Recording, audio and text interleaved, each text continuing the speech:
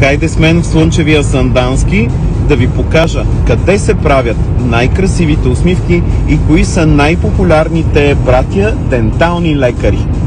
Пътя ни разкрива снежните върхове на Рила планина, а ние отиваме към Пирин. В Сандански времето е слънчево и топло, жителите и туристите на града се разхождат по главната улица, а аз отивам към улица Пере Тошев номер 2, където се намира Димчеви Дентал, бутиковата клиника на братя Димчеви. От близо 17 години те създават най-красивите усмивки на Югозапада.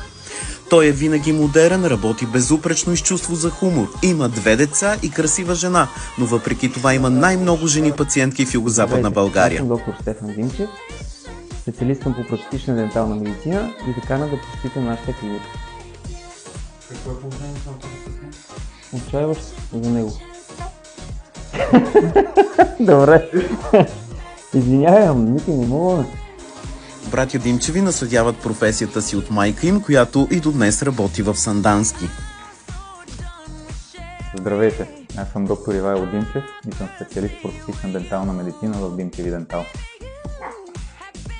Здравейте. Той е с най-висока квалификация, работи с най-сложните случаи и прави операции. Има 3 фантастични жени, 2 талантливи момичета и жена интериорен дизайнер.